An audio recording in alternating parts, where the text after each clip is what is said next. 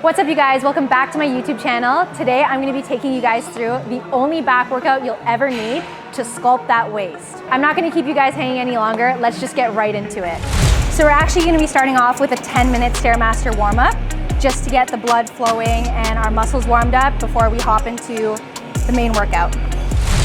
So now that we're all warmed up, we're gonna start off with 5 sets of 5 pull-ups. I'm really short, so if you're doing pull-ups on a cable machine like this, I really just climb the weights just to get up instead of jumping, to conserve energy.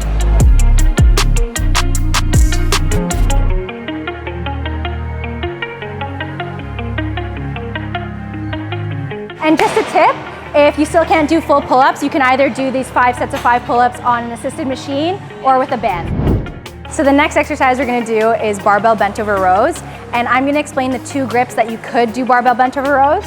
So I personally like to do a pronated grip, which is where your palms face downwards away from your body, and then you can also do a barbell bent over row with a supinated grip. It's like scooping a bowl of soup. Think soup, you know what I mean? Going this way where your palms are facing upwards towards you or towards the ceiling. I personally like a pronated grip for barbell bent over rows because it works more of your mid-upper back versus a supinated grip. There's nothing wrong with it also, I do that as well, but a supinated grip is more so if you want to work your mid-back as well, but lower lats and also biceps. Your biceps are engaged in that too. But with a pronated grip, your biceps aren't engaged, and that's why I prefer that one instead. So we're gonna do 4 sets of 10 to 12 reps. So how I like to evenly grip the bar so that the weight isn't unevenly distributed when I'm rowing it is that I like to find, like, you know how there's like lines on the barbell? I like to line up my thumbs with kind of like where the smooth part of the bar ends and it starts to get a little bit rough. I line up my thumbs on that line there, and then that way I'm holding the weight evenly.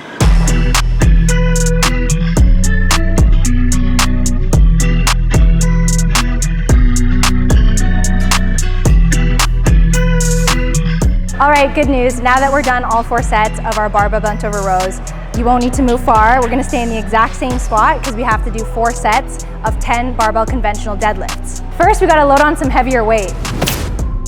All right, barbell conventional deadlifts. This is one of my favorite movements to program on back day. I know most people would think to program this on their leg days, and it's kind of like not very common, especially for women, to program this on their pull days. But I personally love programming barbell conventional deadlifts on back day because it works your lower back. It's really great for strengthening your lower back. And so that is why today it's included in our ultimate back workout. I'm using wrist wraps, obviously, because I've loaded on heavier weight. So anytime that my grip, I know that my grip is gonna give out before my working muscles will give out, that means I need wrist wraps.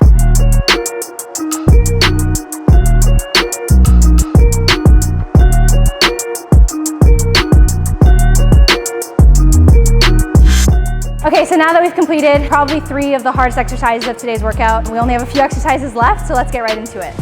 All right guys, so for our 4th exercise, we're gonna be doing lat pull downs, except we're gonna be using a T-bar grip, which I prefer for lat pull downs. I just find it works my lats a little bit better, like I can feel it more in my lats versus just a regular wide grip bar. So I recommend if you have trouble feeling lat pull downs with the regular wide grip bar, I would recommend the T grip with the palms facing towards each other.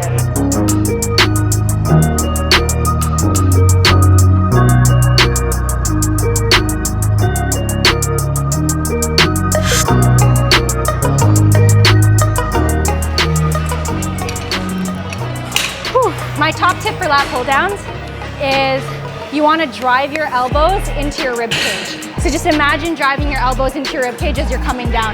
You don't want to be pulling with your arms, if that makes sense. You know what I mean? Like, you don't want to be focusing mind muscle connecting your arms to pull the weight down.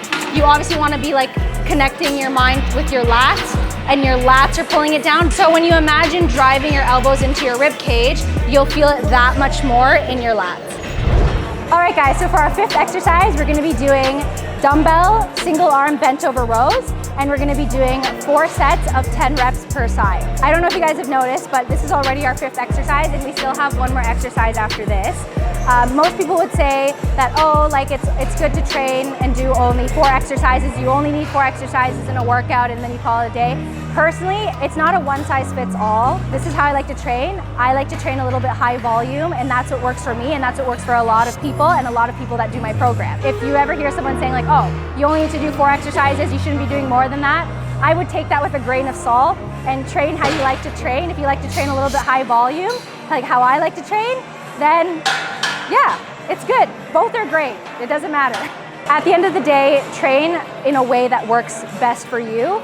Obviously, if you're on crunch time, maybe a high volume workout like this might not be as ideal, but all I'm saying is that you don't have to think that more high volume or going past 4 exercises is a bad thing to do. It's definitely not, and it is just as highly effective as if you were to do 4 exercises. So the same thing with rowing and with deadlift and all that stuff. I'm going to be using my wrist wraps because my back muscles can take more than my grip can. I'm just gonna wrap it up. And then I would just twist the dumbbell around a little bit. That way that like it tightens the wrist wrap around your wrist. So it's like, it's extremely tight here. I don't know if I mentioned guys, but we're gonna be doing 4 sets of 10 reps per side.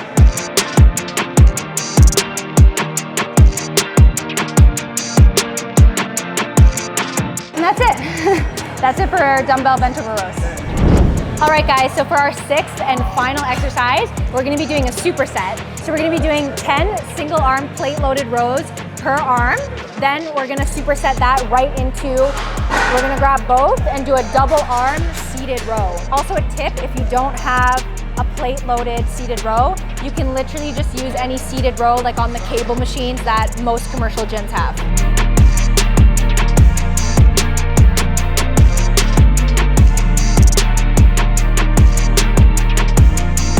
And with no rest after each arm, you're gonna jump right into the double arm seated row.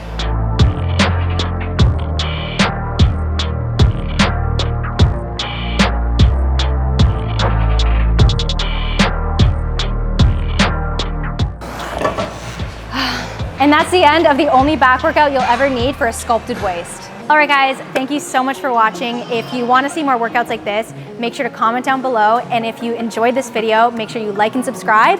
And I can't wait to see you guys next time.